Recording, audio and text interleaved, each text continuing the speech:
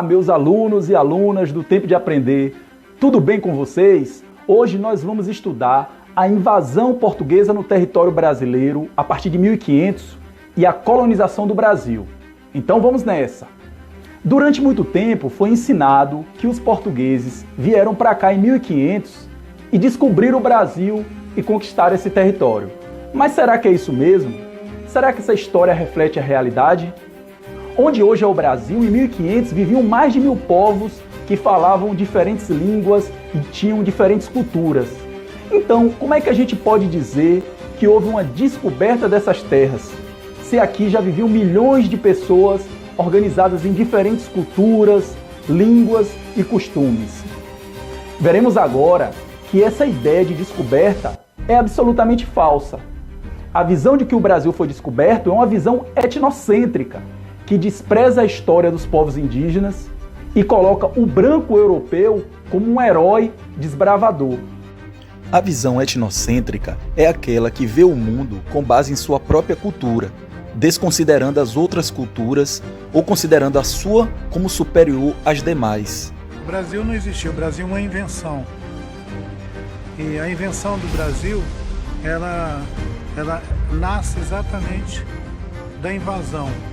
Inicialmente feita pelos portugueses, depois continuada pelos holandeses e depois continuada pelos franceses, num moto sem parar, onde as invasões nunca tiveram fim. Nós estamos sendo invadidos agora. O território brasileiro, assim como todo o continente americano, foi invadido pelos europeus. As nações indígenas foram alvos de guerra de extermínio, tiveram suas terras roubadas e foram escravizados pelos invasores europeus. Essa história é marcada por muito derramamento de sangue. A história oficial sempre desprezou a história de luta e resistência dos povos indígenas. Por isso é importante compreender as lutas e a resistência dos indígenas, dos negros, dos mestiços, desde o início da invasão portuguesa em 1500 até os nossos dias. Vamos agora falar sobre o começo disso tudo. Com a descoberta do novo caminho marítimo para as Índias em 1498, no final do século XV, o comércio de especiarias transformou-se em preciosa fonte de riqueza para Portugal. Lisboa, capital desse lucrativo comércio, destacava-se pela agitada vida econômica. Nessa época, quando as atenções portuguesas estavam voltadas para o comércio oriental, deu-se a chegada dos portugueses ao Brasil em 22 de abril de 1500, com a expedição comandada por Pedro Álvares Cabral.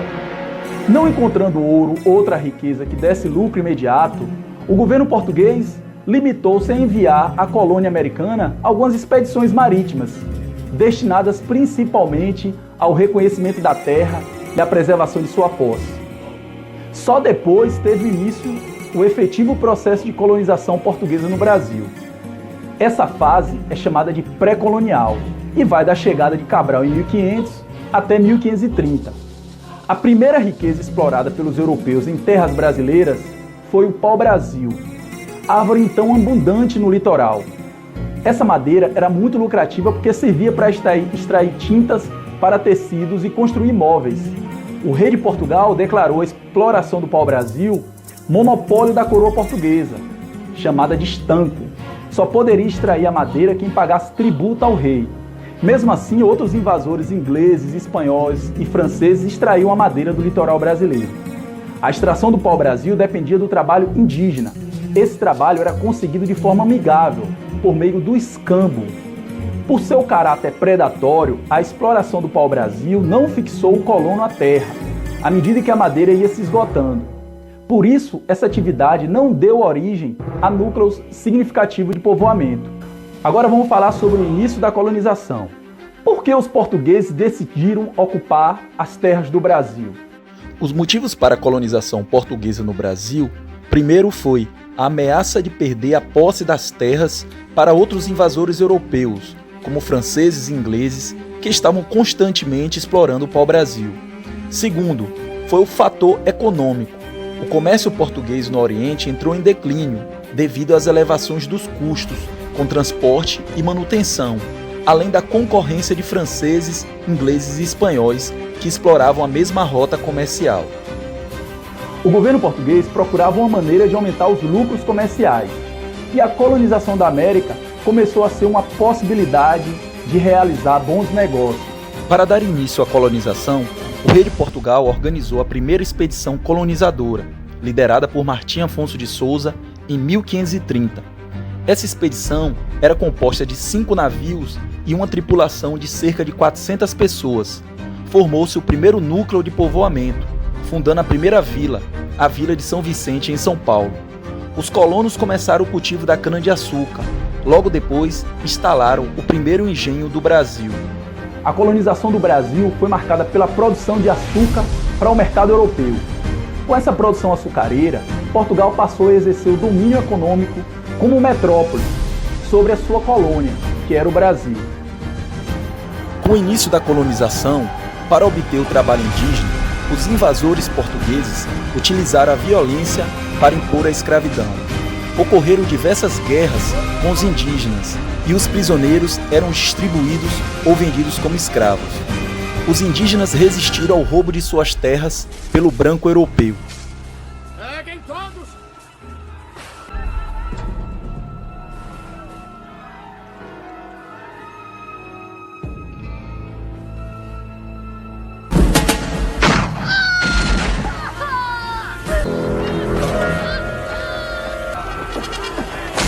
Esse extermínio era praticado pelo espalhamento de várias doenças, como a gripe, que matavam milhares de índios, e da guerra de extermínio.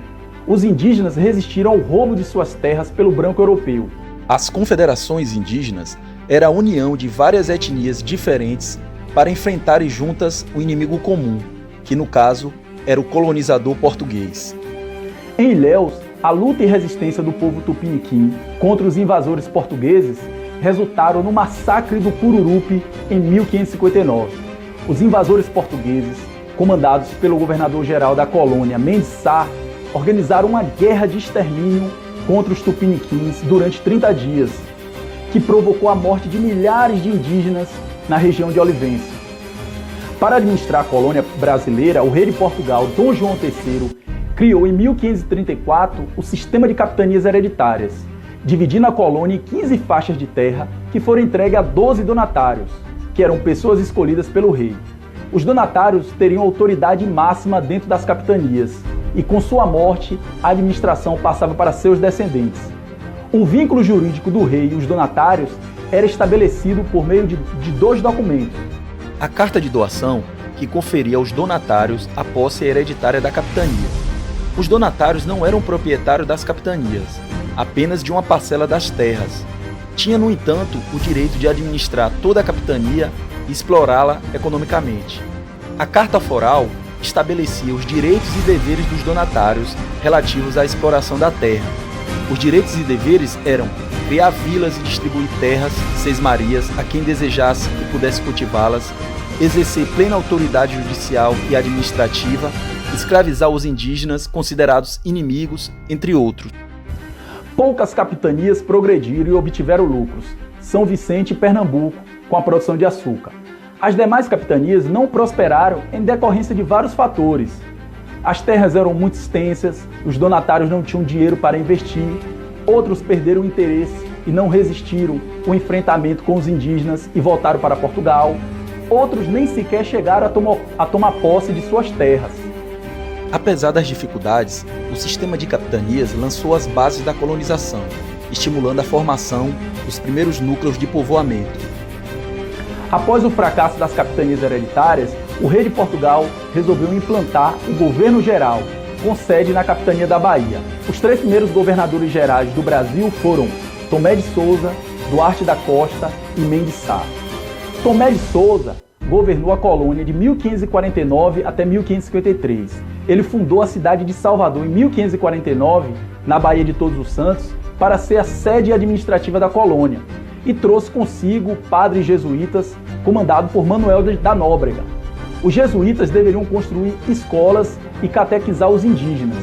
O governador-geral contava com 3 auxiliares: o ouvidor-mor, encarregado dos negócios da justiça, providor-mor, encarregado dos assuntos da fazenda, e capitão-mor, encarregado da defesa do litoral. Nas vilas foram criadas câmaras municipais, formada pelos proprietários de terra e escravos, chamados de homens bons, que administravam o poder local. Estou concluindo a aula. Fiquem atentos para as atividades sobre esse assunto que vou postar aqui no grupo de vocês. Um abraço e até a próxima!